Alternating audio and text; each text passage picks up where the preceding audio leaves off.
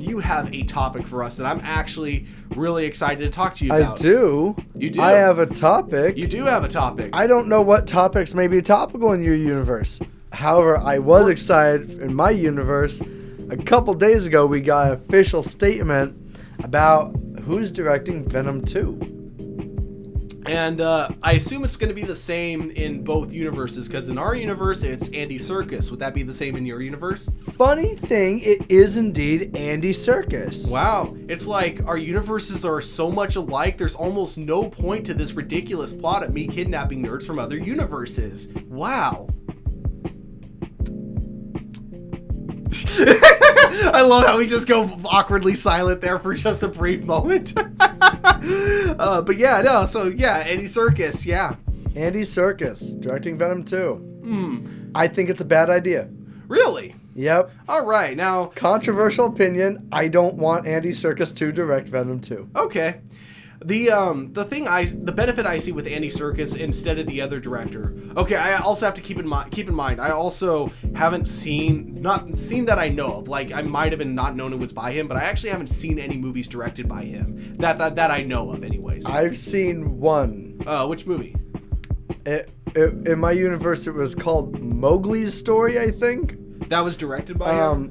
I believe it was directed by him. That's the direct to Netflix movie about the Jungle Book came out around the same time as the live action Jungle Book, directed by the guy who directed Iron Man and Jon Favreau. Jon Favreau. He directed the actual Jungle Book. Yeah, the live action one. Yeah, and then so Andy Serkis directed Mowgli. Yeah, directed Mowgli's Story, which is the other live action Jungle Book that went to Netflix. Okay. Because it was cheap. Yeah.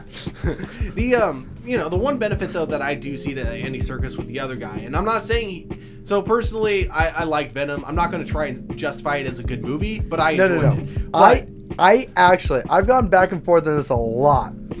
I'm willing to defend Venom as a objectively, not just subjectively enjoyable, but objectively good film. All right. Interesting. Not great, not very good, not even good like a 3 out of 5 stars. Like, we're talking about it squeaking out 2.75 or something, but I think I can actually defend the merits to its quality enough so that I can say there are enough objectively good things so that they outweigh the objectively bad things in it.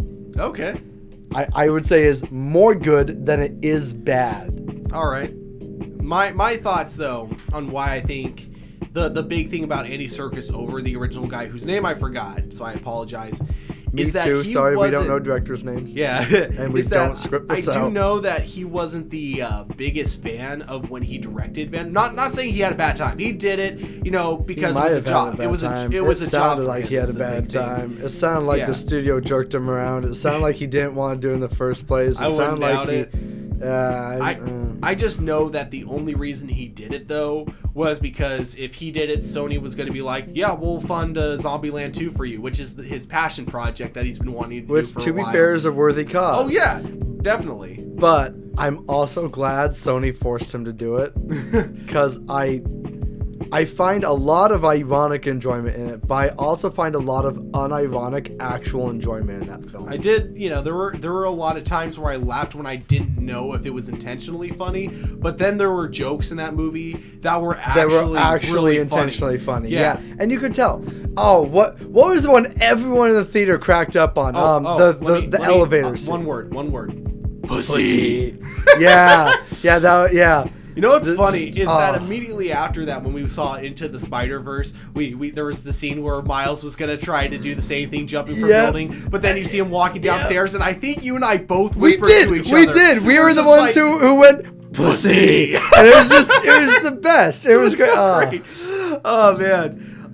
But yeah, so the thing about Andy Serkis, though, and of why it's cool that he's directing it, is that this is actually going to be a project he has been excited about. So it is going to be cool that it's great when you get directors that actually want to do it, and that's the case with Andy Serkis.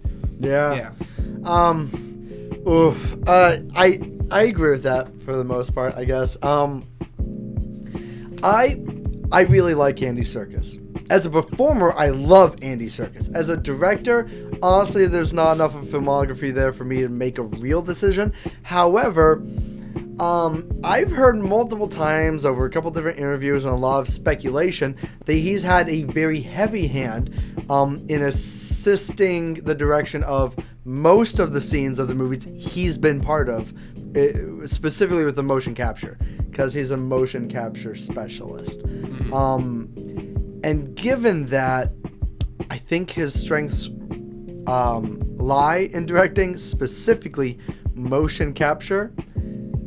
And I still to this day have a sneaking suspicion, based off of the first trailer's release off of Venom, that the CG for Venom was almost completely not done by the time that trailer had come out. That a lot of the CG for the finished movie didn't exist yet. And I was a huge fan of it, actually. I was a huge fan of the inhuman alien gook shite that went on. And I think that a lot of that was due to a certain amount of freedom that you get not doing mocap. That it was all painted on in post, but painted on post kind of beautifully. There are definitely moments and scenes where you can tell Venom is like, the lighting is off on the tongue or stuff. Like the very first scene with Venom,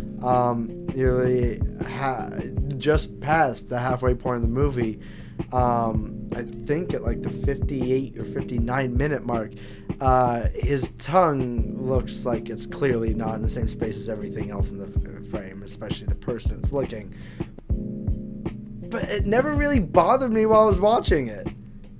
I enjoyed it through it, or I enjoyed it maybe even partly because of it. And I really liked it. Here's the thing about that, because you had mentioned something like this to me earlier when we had first talked about the rumor of Andy Serkis directing it, and so I had some time to think about it. But the biggest thing that I'm kind of that I still kind of think right now is that I feel like the addition to the CG being painted over was a director decision, because he was trying to get the and here's the thing, like I don't even think it was a real decision. Let me finish, because what I think might have happened if we didn't get Andy Serkis for this one, I think any director who was working on it would have probably wanted to do motion capture anyways. I feel like the studio probably would have wanted to put motion capture regardless of whether or not Andy Serkis was going to be involved. So I think at least if he's involved with it, it'll at least mean we're going to be getting some really good quality with the motion capture if we have to have it. Here's where I think you're both right and wrong. Okay. I do think almost any other director would have probably opted, or at least any other competent director would have opted nowadays to do motion capture for the action. What I don't think is that most of those directors still wouldn't be doing mocap for the Venom face. I am really afraid that very specifically he's going to mocap Venom's face, which would be very wrong. That would look very awkward. It wouldn't even necessarily work awkward. I can see it looking really good. The problem is it would look a lot more human. And I don't want that. I really liked the smooth alien that was Venom. The Venom head, the Venom face, the Venom everything. There are more human-like Venoms in the comics. There are some with like actual like irises and eyeballs and stuff. Like the Gargan Venom in the comics started this weird trend where he had eyeballs in the white mask thing, and it was and that became pretty popular, and they still do it every once in a while. Even now, it's back on Brock. It's a thing, but and I can see them doing something like that or more like that with a mocap face, and I've never seen any character this man has played or directed not have a mocap face. True. And I think he's the type of person that would mocap the face and try and make it look alien in post, as opposed to making it a wholly unique and original alien face like they did. So what I was going to say, though, is between Andy Serkis and Tom Hardy, maybe something magic in between will happen, or maybe it'll cause them both to hate each other on set and one of them just walks out. Yeah, that's another thing. And then I'll bet you're going to hear two different stories on Twitter. More than likely, one of them's going to say one thing about the other guy, and and then this movie's going to get canned because of it. I don't think it's going to can because remember, this is like one of Sony's only money makers. Oh yeah, it is. Which is weird because no one expected it to make money. No, people who saw it didn't expect it to make money. This was one of the few times where I didn't expect it to make money. This is one of those few times where it's like, okay, fine, Abby Arad, you win one round. You happy now? You happy? You were right about something for once. Okay. It may be the worst movie I've ever loved. I did not expect it to make money. I was shocked that it made money and that Sony was happy. They increased their portfolio of investments. Like that was ridiculous to me.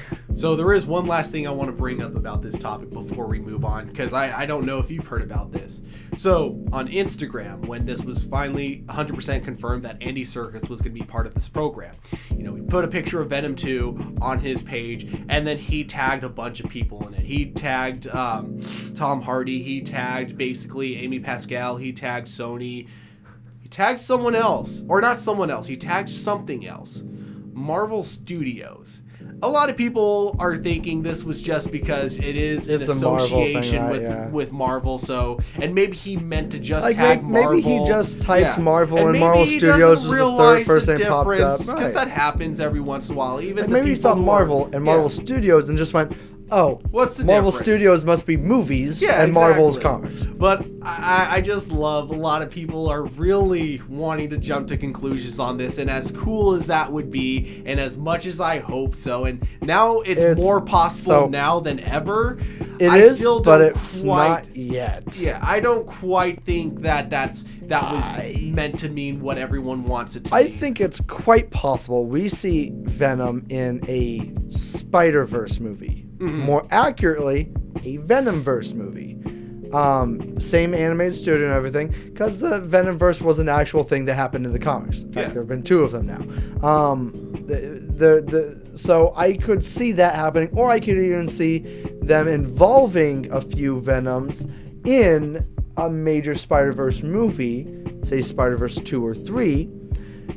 But I think the first live-action Venom we're going to see in Disney's Marvel Studios Spider-Man, the movies, will probably be Flash Thompson being Venom. More than likely, they're going to want to do their own... Not Agent Venom, but Venom. They're going to want to do their own take on Venom to make sure people know it's not the same Venom. It's going to be Flash Thompson. It's not going to be a steroid white dude. It's going to be a down on his luck, mommy and daddy doesn't love me, a sob story turned I'm mad at Peter Parker for whatever that movie. There's going to be something social or something. Probably. Peter's just his enemy anyways. They'll find something, I think. I think the symbiote will pop up in the movies now. Yeah. But it's not going to be... I don't think it'll be Eddie Brock. I don't think it'll be Eddie Brock, and I don't think he'll be this Venom. But I could see them doing a Spider-Verse movie where, say, the movie ends with Flash Thompson being Agent Venom, even though he was Venom during the movie. It ends with him getting control of the symbiote and being Agent Venom. I could see the 2 symbiotes meeting up in a Spider-Verse movie. I could also from the 2 different live-action universes merging with the Miles Morales universe as well. So like we have 2 different Venoms in a movie, and then also probably 2 Spider-Men and 2 Spider-Women. Be kind of interesting.